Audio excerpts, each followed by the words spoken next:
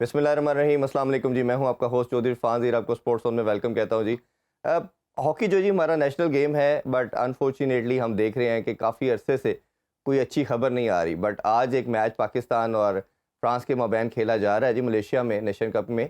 और हमें दुआ करते हैं कि अल्लाह ताला करे कि पाकिस्तान विक्ट्री हासिल करे और फाइनल जीते भी, क्योंकि हमने लास्ट ईयर देखा कि अजलान कप के फाइनल में हम फाइनल हार गए। उसके अलावा भी कई दफ़ा हम सेमीफाइनल और फाइनल तक तो पहुँचे हैं, बट वो जो लाइन है वो समहाउ क्रॉस नहीं कर पा रहे। तो अभी बहुत सारी दुआएं जी पाकिस्तान टीम के लिए। और आज का शो भी हॉकी पे बात करेंगे, और इस पे ज़रूर बात करेंगे कि जो लड़कों के मसाइल हैं वो अपनी जगह पे खड़े हैं। हम सुनो के प्लेटफॉर्म से हमेशा बात करते आए हैं कि लड़कों की डेली की बात करते हैं, इंफ्रास्ट्रक्चर की बात करते हैं, लीग हॉकी की बात करते हैं कि ये सारी चीज़ों पर इम्प्लीमेंटेशन क्यों नहीं हो रही, और जो करता धरता है, जो हेल्म ऑफ अफेयर में लोग बैठे हैं, वो उसकी तरफ तवज्जो क्यों नहीं करते। इस पर बात करेंगे जी। हमारे साथ जो गेस्ट है बहुत ही प्रेस्टिजियस है, उनसे बात करते हैं। वन एंड ओनली सकलैन भाई। अस्सलाम वालेकुम सकलैन भाई। वालेकुम और अस्सलाम। साथ दे रहे हैं असफर यकूब साहब जी। अस्सलाम वालेकुम जी, आपका भी बहुत शुक्रिया।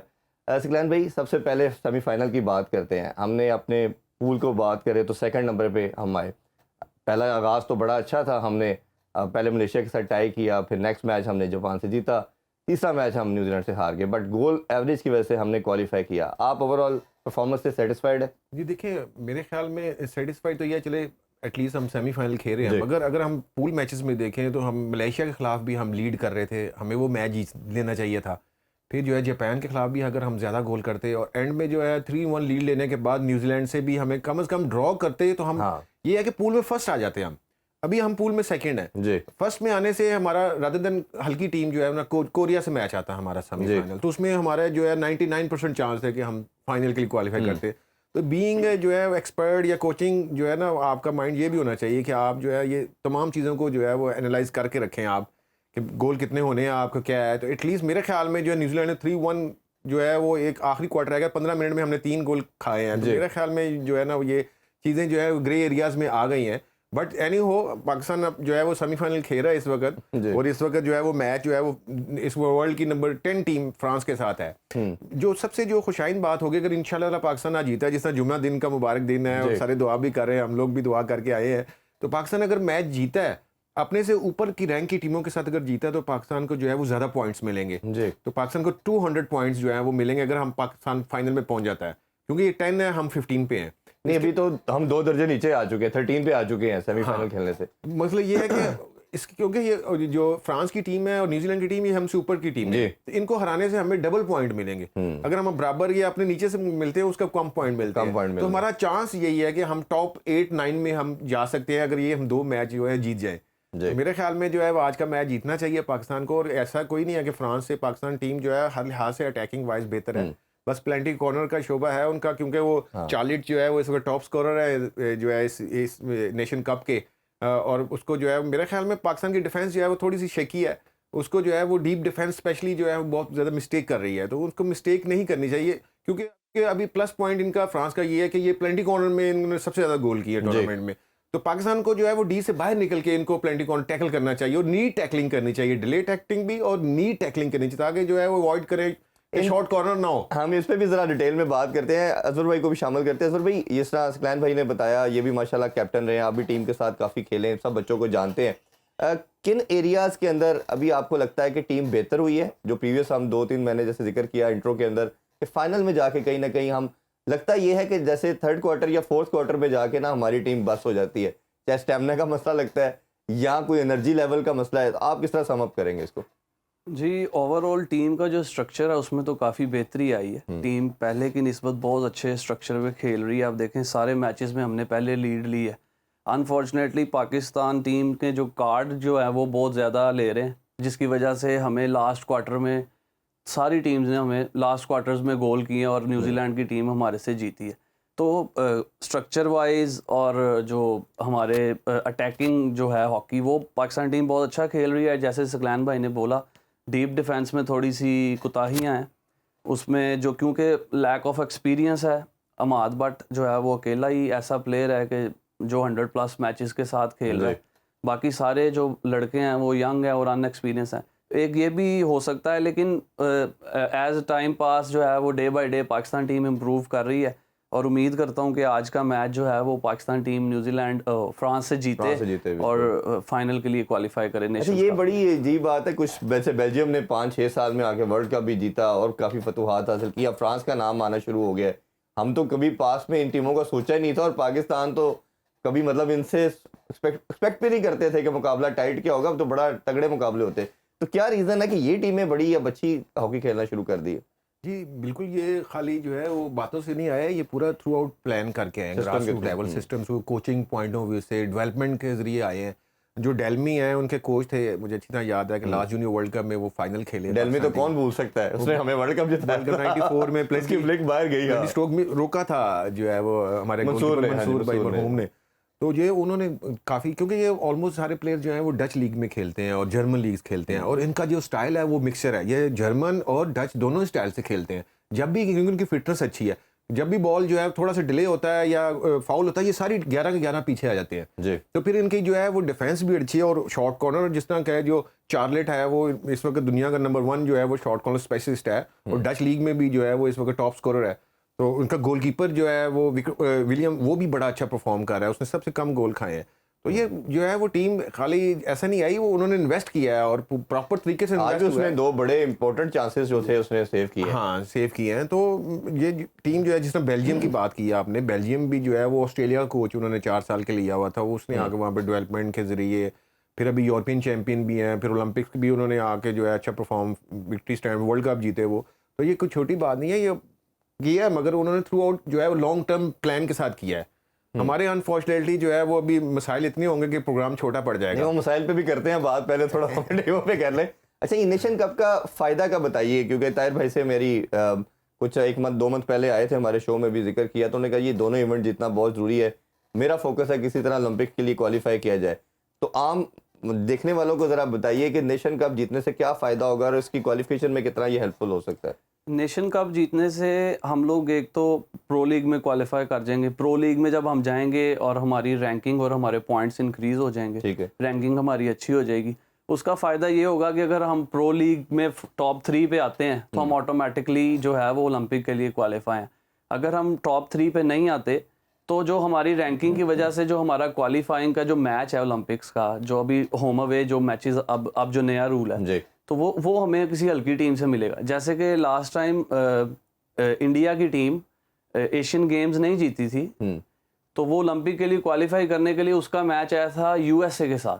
ठीक है। तो ये सिर्फ इसी वजह से आया था कि इंडिया की जो रैंकिंग है वो नंबर 5 है, नंबर 6 है। तो जो इसीलिए इसका प्रो लीग का ये हमें फ़ायदा होगा कि जब हम क्वालिफाई कर जाएंगे, हमारा क्वालिफाइंग राउंड जो है ओलंपिक के लिए, अगर हम एशियन गेम्स नहीं भी जीतते, अल्लाह करे हम एशियन गेम्स जीते हैं, अगर हम नहीं भी जीते तो हमारा जो मैच आएगा वो किसी हल्की टीम के साथ आएगा, और वो अल्लाह करे कि ऐसा ही हो और इंशाल्लाह ताला हम ओलंपिक के लिए क्वालिफाई करें। इंशाल्लाह जी, इंशाल्लाह। अच्छा, ये प्रो लीग का जिक्र करते हैं तो हमारी ना दुखती रह गया प्रो लीग, और हमने शायद पहले भी इस पर काफ़ी शोज़ किए और आपको भी शायद इस पर जिक्र किया था, लेकिन इसको डिस्कस करना ज़रूरी है इसी कॉन्टेक्स्ट के अंदर जो अभी करंट प्रॉब्लम है कि प्रो लीग में हमने क्वालिफाई खेलना था, सिर्फ पार्टिसिपेट करना था, हमारी रैंकिंग अच्छी थी, मज़ीद अच्छी हो जानी थी खेलने की वजह से, और हमने ओलंपिक्स में क्वालिफाई करना था।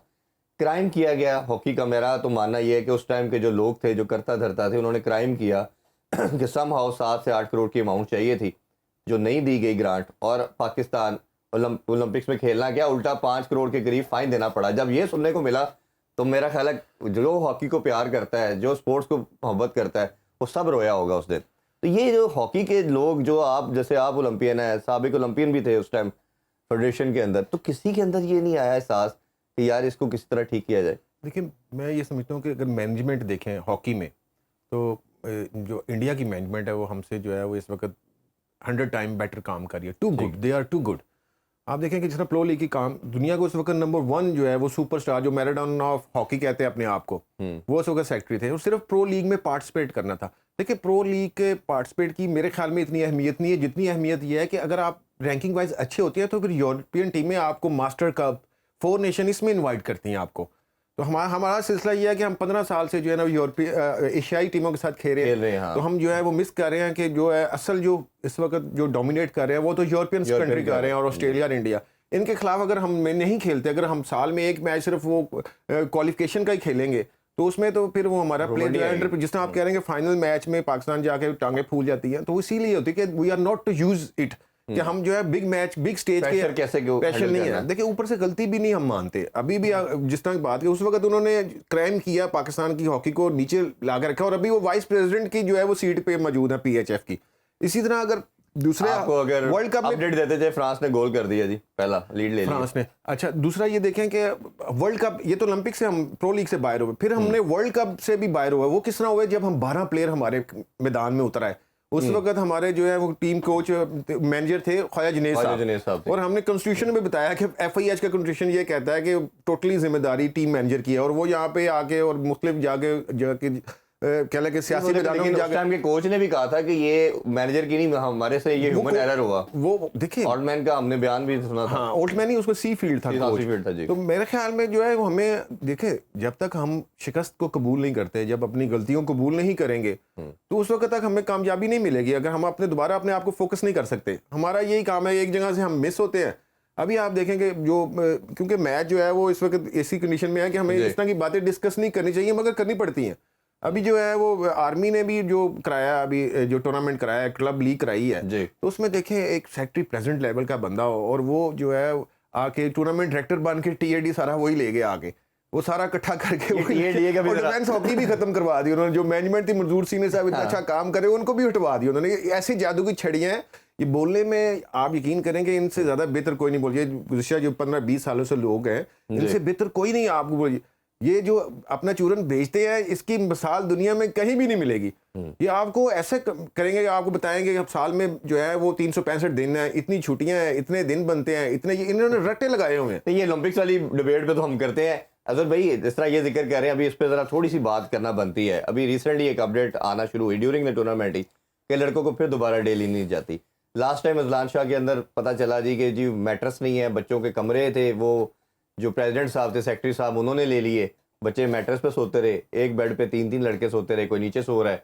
ये हर दफा का रोना, कभी बिजली का बिल नहीं जमा करवाया जाता, जनरेटर की सहूलत नहीं थी, पाकिस्तानी टीम ने ट्रैवल करना है तो वो 3 दिन इलेक्ट्रिसिटी के बगैर बैठे रहे। ये आप इन सब लड़कों को जानते हैं, ये क्या मसला है, कैसे हल होगा ये डेली का?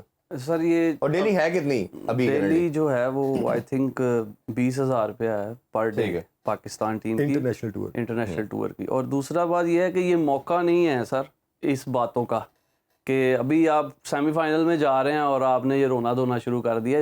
इससे प्लेयर्स जो है वो डिमोरलाइज होगा और हमारे मुल्क की बदनामी है। अगर आपने सेमीफाइनल तक वेट किया है, मैं अमाद भट्ट साहब जो कैप्टन है उनसे मैं रिक्वेस्ट करूंगा कि आपने अगर सेमीफाइनल तक वेट किया है तो आप ये 2 मैच और निकाल के आप फिर बयान दे देते, ताकि आपकी जो मुल्क की है वो ऐसी इज्जत ना उछाली जाए। बात करते तो उसकी वैल्यू और होती। जी डेफिनेटली। और दूसरी बात ये है कि मेरा नहीं ख्याल कि अभी तक प्लेयर्स के पैसे जो हैं इन्होंने खाए हैं इस फेडरेशन ने, जो इनको डेलीज हैं वो मिलती हैं, लेकिन ये ड्यूरिंग द टूर्नामेंट ऐसी बातें मेरे नज़दीक ऐसी बातें नहीं करनी चाहिए।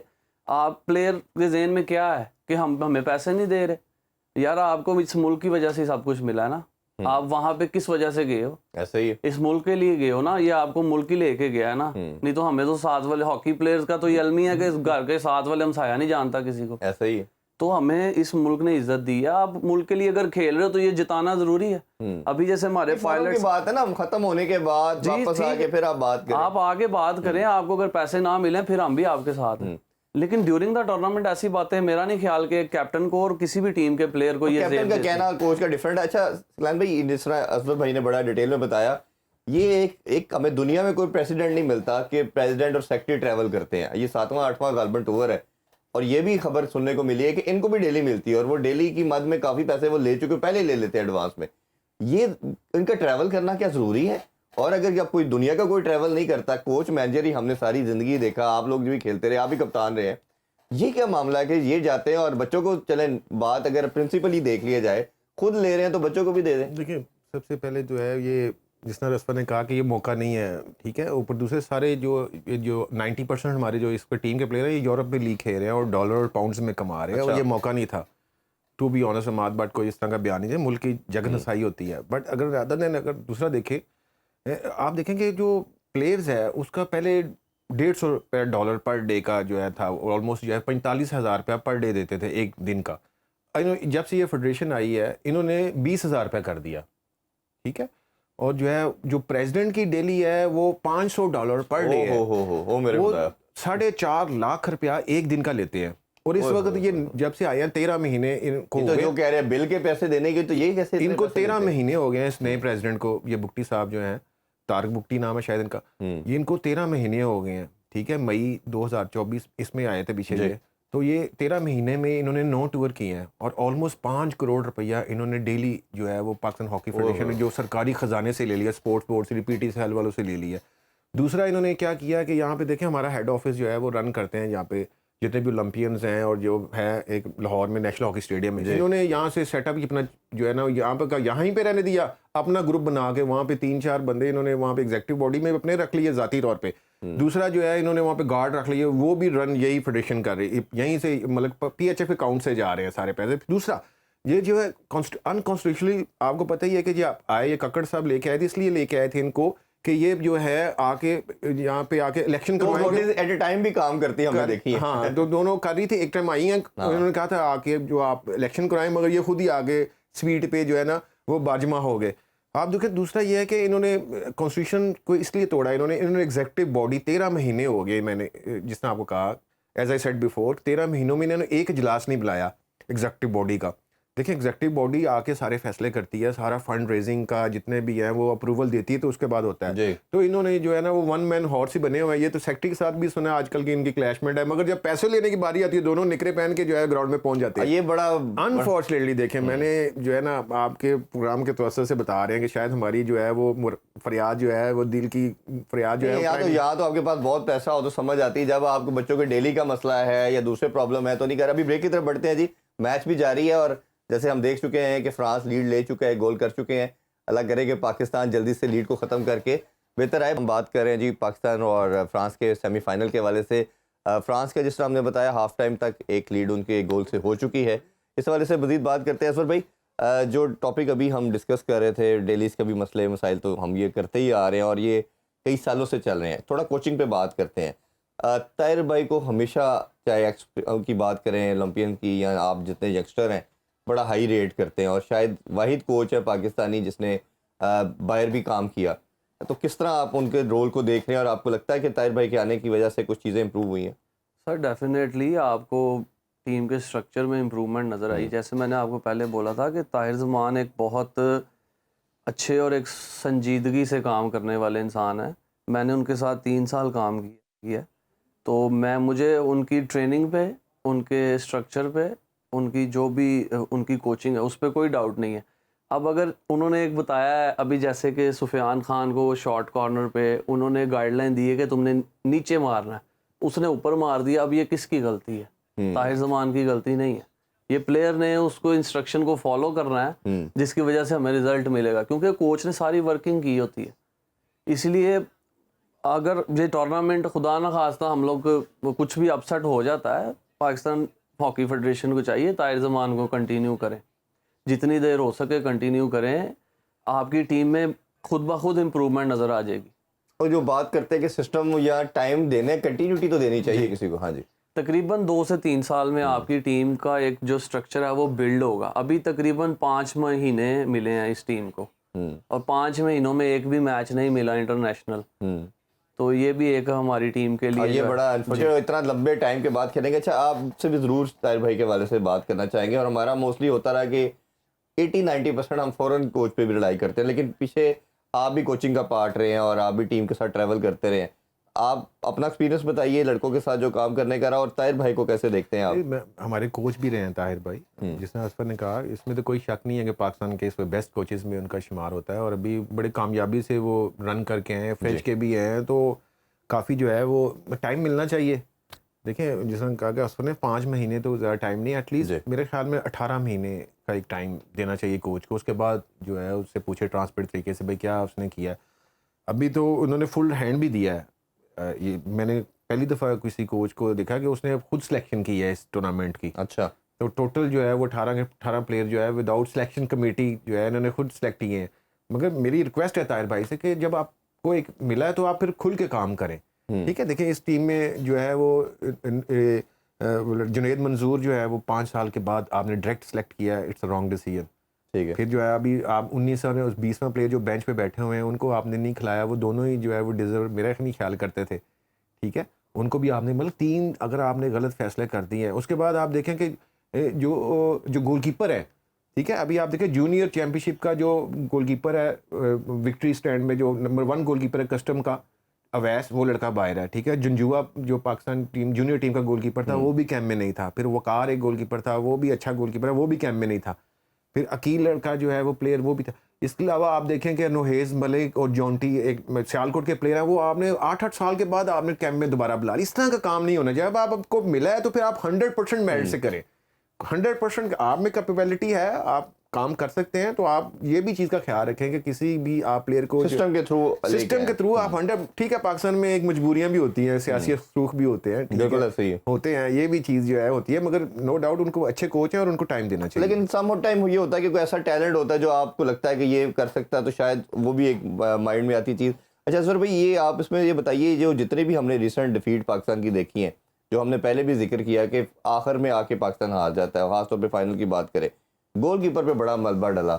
इस पे दोनों की राय मैं देना चाहूँगा कि गोलकीपर सब ने, चाहे एक्सपर्ट आते रहे मेरे शो में या किसी से वैसे भी बात होती रही, या आम भी हम लेमैन जो है वो हॉकी का मैच देख रहा है, वो लगता था कि हमारा और दूसरी टीम का डिफरेंस गोलकीपर पे आके ख़त्म हो रहा है। तो ये गोलकीपर की जो इनोवेशन है, इमरान भट्ट साहब भी हमारे शो में थे, उन्होंने कहा कि ये जो कुछ लड़के मेरिट पे होने चाहिए, गोलकीपर 2-3 उन्होंने नाम लिए, वो नहीं है। तो आप गोलकीपिंग को कैसे देखते हैं? गोलकीपर्स को चाहिए कि जो अपने फुटवर्क पे काफ़ी काम करना चाहिए उन्हें, क्योंकि हमें जितने भी गोल हुए हैं वो ज़्यादा शॉर्ट कॉर्नर पे हुए हैं। हम जीता हुआ जो मैच हम हारे हैं शॉर्ट कॉर्नर की वजह से हारे हैं। अगर आप गोलकीपर लेफ़्ट साइड पे गोल खाता है तो वो रशर की और सेकंड रशर की, लाइन स्टॉपर की गलती है। लेकिन राइट साइड पे और सेंटर में गोलकीपर को गोल नहीं होना चाहिए, इसका जिम्मेदार गोलकीपर खुद है। तो इस चीज़ को जितने भी गोलकीपर्स हैं उनको इम्प्रूव करना चाहिए, क्योंकि 60% अगर आपको गोलकीपर स्टैंड देता है तो आपकी टीम जीतती है जी। तो इसीलिए गोलकीपर का जो रोल है वो एक कोच के जितना है, क्योंकि उसने पूरे ग्राउंड को वो व्यू कर रहा होता है और हर चीज़ की वो इंस्ट्रक्शंस दे सकता है। तो एक बड़ा इंपॉर्टेंट रोल है गोलकीपर का, इसमें जो है इम्प्रूवमेंट आनी चाहिए।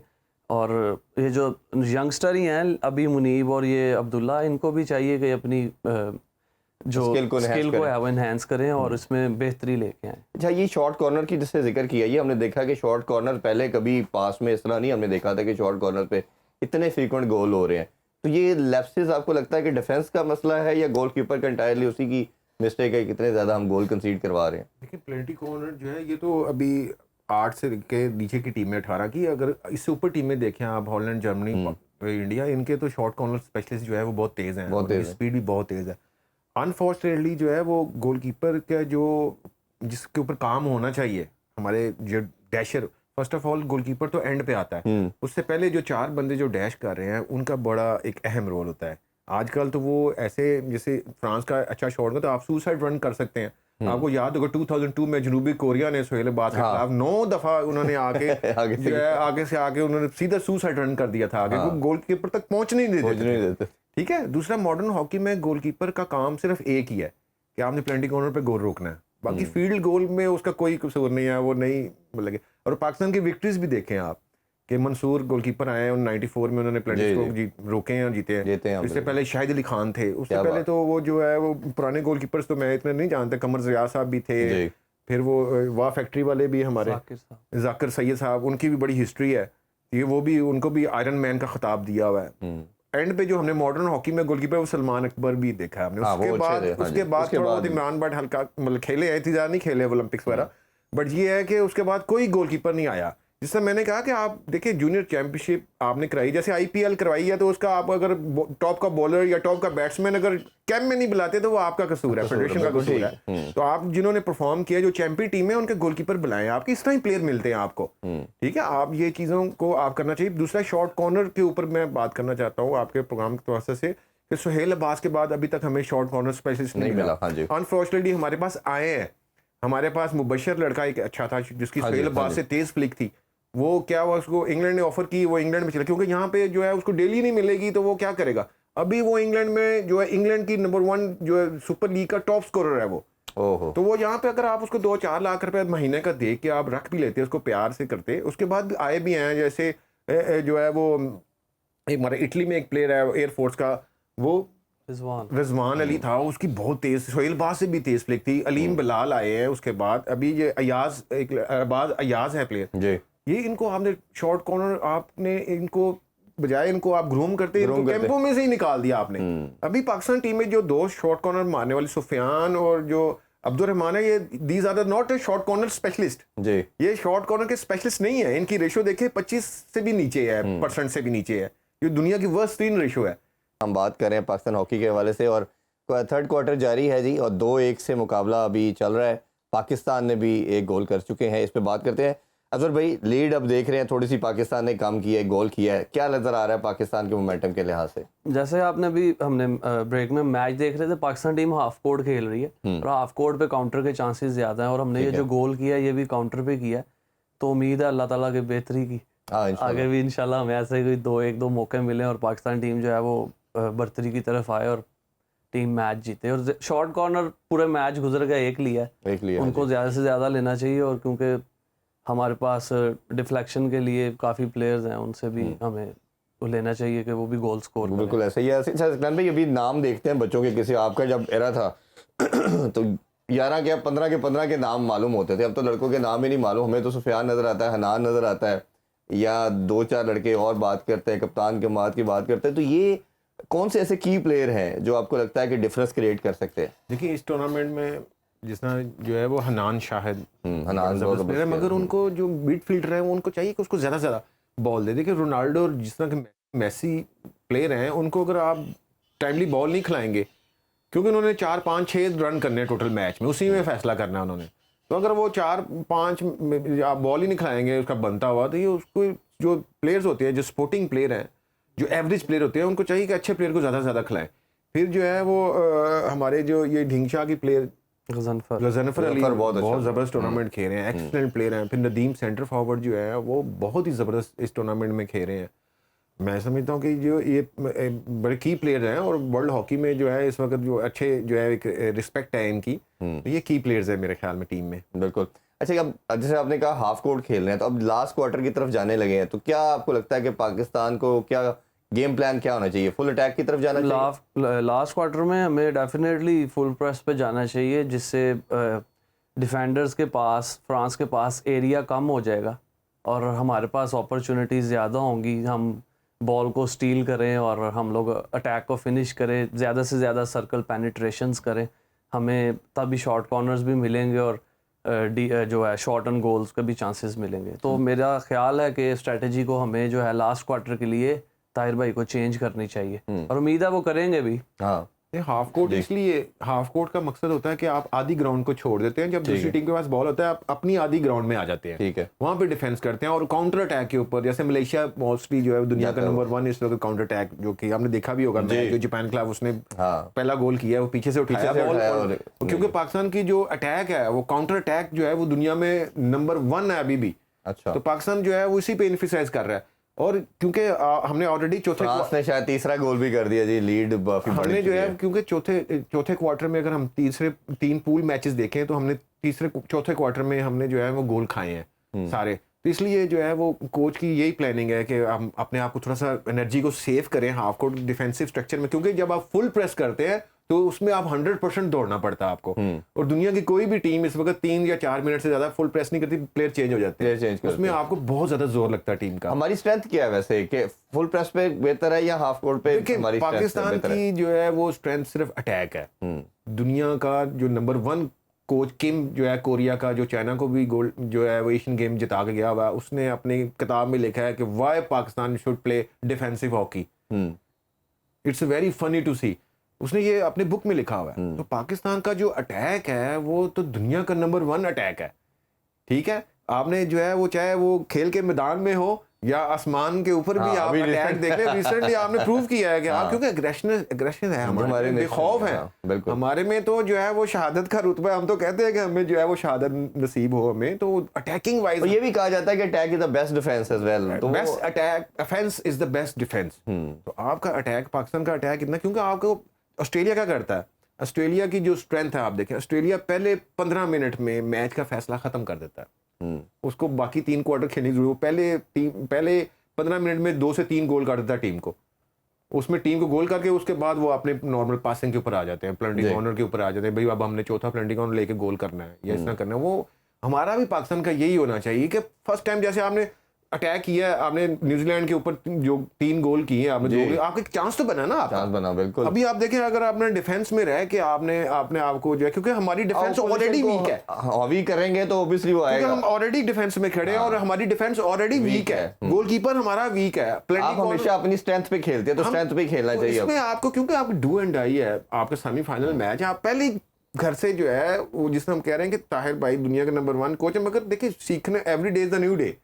तो अच्छी चीज ये है कि रिव्यू में गोल कैंसिल हो गया। अच्छा अब आप बताइए ये आज का मैच कितनी इंपॉर्टेंस रखता है और ये पाकिस्तान हॉकी के लिए कितना, ये रिवाइवल की जिसे हम बात कर रहे हैं बार बार, इम्पोर्टेंस? ये जो मैच है ये पाकिस्तान के हॉकी के रिवाइवल की एक सीढ़ी है और हम फाइनल में पहुंचे। फाइनल का टोटल सिनेरियो चेंज होता है। उस दिन जिसने क्लिक कर लिया वो जीत जाएगा और मैं उम्मीद करता हूँ कि पाकिस्तान आज का मैच जीते और फाइनल में भी अच्छा परफॉर्म करे। तो इससे पाकिस्तान की हॉकी को एक बूस्ट मिलेगा और जो पाकिस्तान की जो हॉकी इस वक्त हमारे पास पूल्स ऑफ प्लेयर्स हैं वो बहुत कम है, उसमें भी इंक्रीज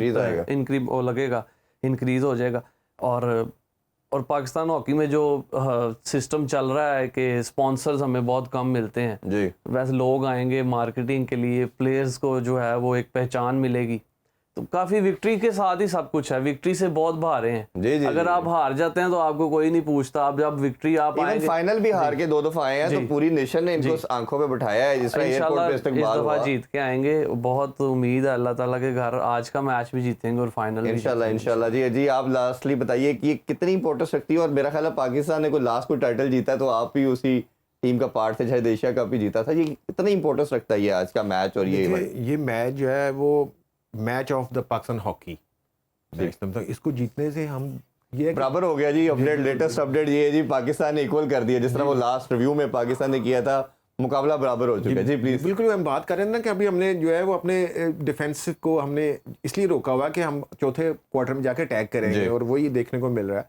और पाकिस्तान जो है जिस तरह इनप्रेडिक्टेबल टीम है कि दुनिया की, ये नहीं है कि ये टॉप 10 टीमों के खिलाफ, बल्कि ये इसमें इतनी कैपेसिटी है, ये हॉलैंड, जर्मनी, ऑस्ट्रेलिया को भी हरा सकती है, इंडिया को भी हरा सकती है। बस यही चीज़ है कि राइट जो है वो टाइम पे राइट डिसीजन लेना, इट्स वेरी इंपॉर्टेंट। जी बिल्कुल ऐसे ही है जी। दोनों का बहुत बहुत शुक्रिया। हम दुआ करते हैं, उम्मीद है कि अल्लाह करे कि पाकिस्तान ये मैच जीते और पाकिस्तानी हॉकी जो है वो रिवाइव करे। हमारा नेशनल गेम है, हमारी नेशनल प्राइड है, हमें इधर फील होना चाहिए सबको। इसका अगर कोई जो लोग हैं जो इस टाइम अल्लाह ताला ने उनको ये सलाहियत दी है, जो स्टेक होल्डर हैं, जो हेल्म ऑफ अफेयर में लोग बैठे हैं, उनको चाहिए कि इसकी प्राइड के लिए काम करें, ना कि सिर्फ अपनी कुर्सियों या अपनी सैलरीज के लिए सोचें। अभी आपसे इजाज़त चाहेंगे और दुआ करते हैं कि जब कल मुलाकात हो तो पाकिस्तान फाइनल खेले और फाइनल भी जीते। अपना बहुत ख्याल रखिए। अल्लाह हाफिज़। पाकिस्तान जिंदाबाद।